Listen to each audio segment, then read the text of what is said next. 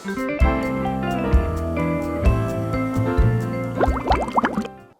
everybody, welcome to this week's episode of 어썸K!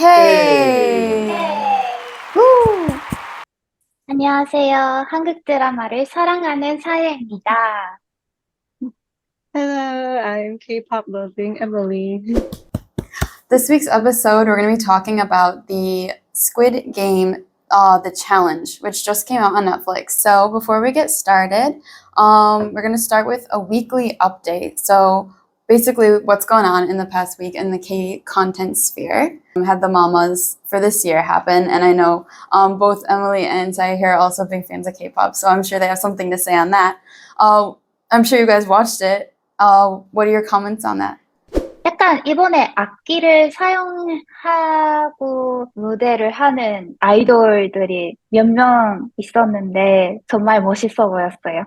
First, I felt like the energy for all of the artists was really high. Like all the performances I watched, I could feel the energy like through the screen. And the highlight for me was one of my favorite group when they performed.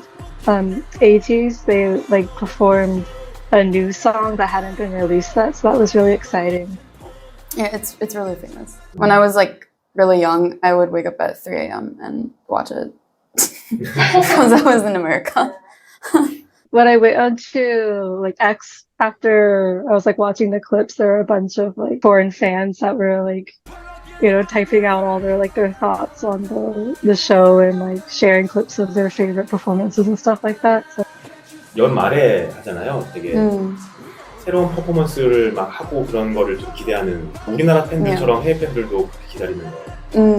Yeah, for sure. It's one of the biggest events the year. I know it's kind of gone down in a bit, but it still has a name, and like it's where like they present like artist of the year and like really big awards that kind of mean a lot for certain groups.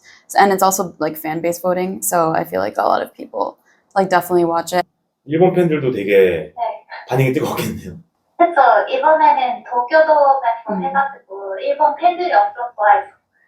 이렇게 다양한 그룹들이 가서 한 번에 공연하는 건 되게 오랜만인 거 아니에요? 그쵸. 약간 이런 큰 음악회 이런 게 아니면 다 같이 모여서 무대를 하는 그런 게 많이 없어서 특별한 무대인 것 같아요. 그러니까 한국 내에서는 그 마마가 올해 유독 체감이 잘 안 됐거든요. 한국에서는. 혹시 해외에는 작년이랑 좀 인기가 비슷한지.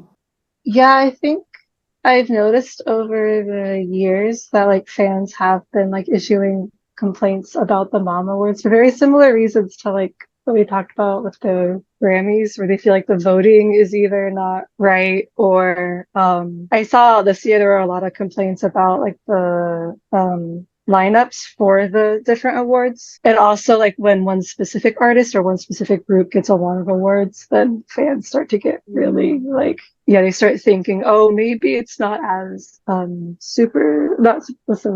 prestigious or like fair as they thought. I do see those kinds of comments a lot. So I guess moving on to now today's actual topic. So Squid Game, the challenge, it just came out. So Squid Game, the challenge, it featured 456 real-life contestants who were competing in challenges based on the Korean children's games that were featured in the original Squid Game. And the end cash prize was $4.56 million. So the cash prize and the amount of contestants are actually the biggest in any survival show in history. So that was one of the really big points of this show. Hello, I am an AI anchor. Let's continue with the explanation of Squid Game the Challenge. Within the first week, it became the most watched show globally on Netflix, with around 85 million hours being watched. And it reached number 1 in 74 countries that same week, including both the USA and the UK. And then further in 19 other countries, and so while many have praised Netflix for kind of turning a new page in reality show history with the show. Sure. For me, I really thought the like scale of it was really fascinating, that they had like the whole like same setup, and that they got so many people, you know, to be in the show. that was like, it was very like visually like impactful. I felt like just like watching all the scenes play out. That was like the thing that I really enjoyed the most. The scale was definitely much bigger this time. Variety show, it was kind of crazy. I also mentioned or like I read that it was like the biggest like cash prize in like competition show history or something like that. I think it was almost double. Yeah. Yeah, Sai, what was your awesome point? 세트장이나 의상 같은 게, 특히 그 의상이, 오리지널, 오징어 게임 오리지널의 시그니처였잖아요. 그래서, 완벽하게 재현된 게 저의 어썸 포인트였던 것 같아요. I guess moving on though, if there was any non-awesome points, because I know there's been awesome and non-awesome with the show, what would be your non-awesome points then? Articles that have been coming out about the, like, I don't want to say mistreatment, but like the health issues that were going on in the show, including like contestants saying that they experienced like hypothermia and nerve damage because of the sets and like the things they had to go through for like the games.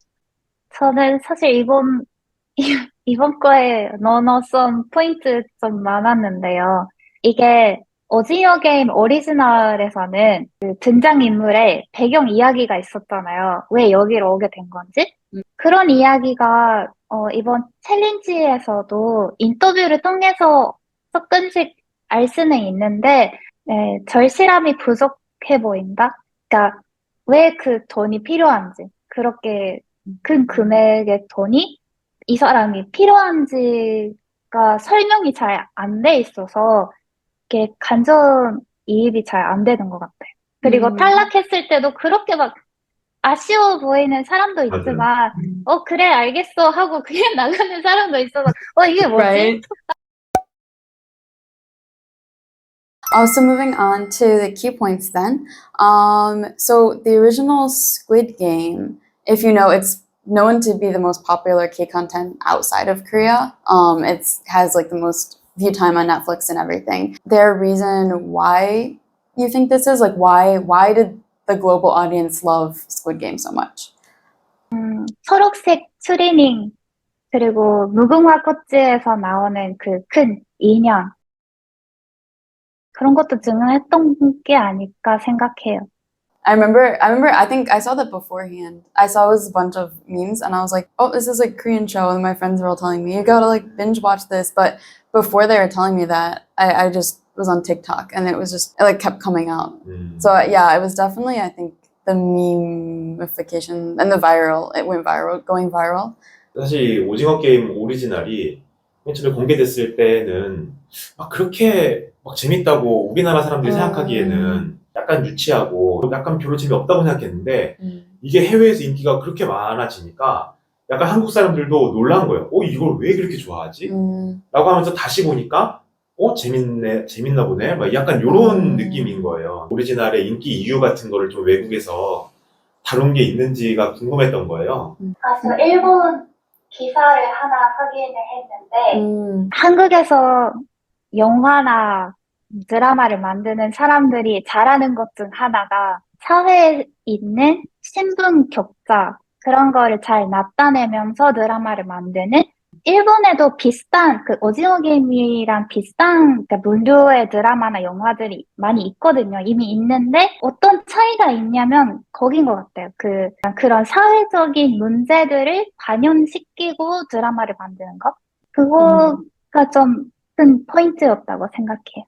패러사이트 영화가 외국에서 인기가 많았던 거랑 비슷하게 보면 되겠네요. I saw a lot of people at that time like saying they got like kind of like catharsis from it. You know, watching it, like saying, "Oh, this is it." Like so they were being able to like empathize with the people in the show. So, but I saw a lot of that. 이번 오징어 게임 더 챌린지는 그런 요소가 더 없으니까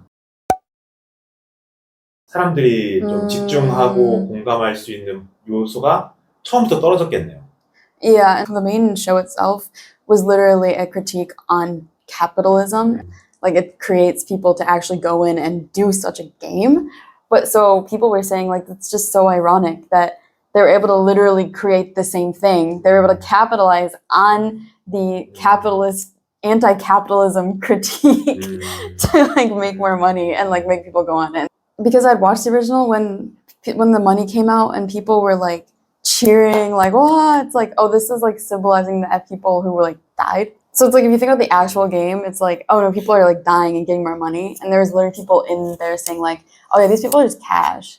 They're just cash that like I need. And I was like, would you be saying that if these people are actually being shot? Like, I don't know, just something was kind of, the fact they did it based off of this game that was so like horrifyingly dark was kind of like, while I was watching it, I felt kind of like odd. Like, 그럼 외국 평가는 좀 안 좋은 쪽이, 안 좋은 커멘트가 더 많은가 봐요? Yeah, I did see a lot of negative reviews, and I also watched some like videos of people giving their opinion. And it did range from people saying that they overall enjoyed it to people saying like absolutely trashing the show and saying, oh, the entire thing's fake, it's horribly written, it's horribly done, it's so bad I couldn't watch past episode 1. And other people are like, oh no, I think it's fun. So, you know, a big range of people, but I did see a lot of people getting very upset about it. I do think part of the outrage did heighten when the articles started coming out about the medical problems that were happening on the show. 우리나라 서바이벌 프로그램들을 보면 이 탈락한 사람들이 다시 부활해서 다시 컴페티션에 참가하는 경우가 많이 있거든요. 패자 부활전이라는 게 많이 있는데, 아까 이거 시작하기 전에 캐서린이랑 얘기를 해보니까 캐서린이 패자 부활전이란 말이 무슨 뜻인지도 잘 모르더라고요. 이게 외국 서바이벌에는 진짜 이런 게 없으니까 아예 말조차 모르는 것 같은데, 혹시 일본에도 그런 게 있어요? 패자 부활전이? 네, 있어요. 아, 그렇구나. 그래서 저는 네, 한국의 그런 서바이벌 프로그램이나 그런 거 보면 좀 더 공감이 되는 것 같아요. they get eliminated, but then they get a second chance to come back on to the program. And like, yeah, like, is that a thing in American survival shows? Like, I'm trying to think. Like, I don't know if anything comes up in my head. I honestly haven't watched a lot of American Same, exactly. I don't know if this is entirely related, but I do know that on a lot of programs, despite whoever the winner ends up being, there are cases where other contestants, because of like their personality or like the companies they work with after, they end up becoming more famous or like end up doing better, especially in like dating competition type shows like The Bachelor, things like that. 그 패자 부활전이라는 거는 조금 더 극적인 드라마를 만들기 위해서도 하는 것 같고, 근데 그게 뭐 미국이나 그 서양 사람들이 생각하는 거에는 좀 unfair하다고 생각할 수도 있을 것 같고, 그런 것 좀 어떤 것 같아요? It could be seen as like unfair. Being like maybe here where it's seen as being more of a fair chance, like, oh, it's good, give them a second chance. Maybe there it would be considered maybe like unfair, or like people want to see someone new. Yeah, maybe that would be it. I'm not sure because there's not an example I can actually think of. 그러니까 이 오징어 게임이 그 IP가 한국에 없어요. 사람들이 다 몰랐거든요. 그러니까 Right. 오징어 게임이 이렇게 잘 됐는데 우리나라에서 오징어 게임으로 번 돈이 별로 없는 거예요. Such a big popularity for K-Content worldwide, so people are saying it's like a big shame, and people are kind of saying like how in the future this could be an issue, like, you know, if K-Contents like keep doing good, but like they're being produced as originals on big companies like Netflix or Disney Plus, then Netflix and Disney Plus are just taking all of the IP and they can do whatever the heck they want with it. And so in the end of the day, like the person who's benefiting from, you know, those content isn't even the producers or like the country itself, it's just the big corporation. And so I think this show kind of had made a lot of people realize that. And so a lot of people were debating on that. 일단 그때 객본을 샀는데 그걸 받아주는 데가 많이 없어서 넷플릭스가 그래도 에피소드마다 큰 금액의 돈을 투자해주고 만든 작품이어서 그래서 좀 거마움도 있어서 그때 불리한 계약을 해버리고 그게 그렇게 뜰 줄 몰라서 그렇게 됐다 이런 기사를 봤거든요. 그래서 저는 되게 안타깝다, 아쉽다 이런 느낌을 받았는데 그래도 다행히 이번에 시즌2가 나오잖아요. 2는 이제 완전 뜰 거라는 게 이미 예상이 되는 그거여서 계약도 물론 유리하게 돼 있어서 네, 다행이라고 생각해요.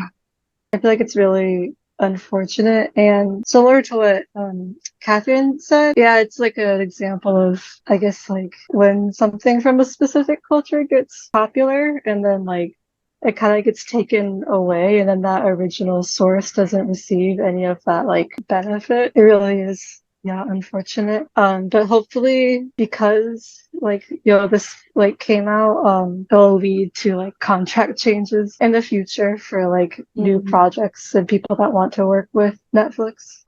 어쨌든 결국에는 작품을 만드는 사람이 없으면 그 작품 자체가 없어지는 맞아요. 거니까 이 사람들한테 불리한 계약을 맺고 이 사람들이 계속 그러면 콘텐츠 만들기도 힘들다. 나 이제 안 만들래 하면 곤란해지는 건 이쪽도 마찬가지잖아요. 그래서 네, 좀 더 신경을 써야 되는 부분이라고 저는 생각해요. And like void of like what originally made Squid Game so like successful is because you don't have like that base. Right. And it does feel like Netflix kind of like thought they understood like the gist of what made it popular if you like have all the right like pieces. But if you don't have like the base foundation, it's not going to turn out the same. And I feel like that's what, with like the people like critiquing it now. I do think like a lot of big studios in general are doing that, it feels like, with the number of remakes of going on. Like it is just like how much can we like how much can we milking the milk some how much can we milk this for money? this for money. Yeah. All right, yes, thank you everybody for joining me today, again, with another episode of Awesome and talking about Squid Game The Challenge with us. If you're into maybe more reality shows and those kinds of survival entertainment shows, maybe it might be the right choice for you. But if you're a really true fan of Squid Game, maybe waiting for season 2 is better. I don't know, maybe you'll have to check it out and see. But thank you again to Emily and Saya for joining us today. And we'll see you next time on another episode of Awesome K. Yay. Thank you, everybody.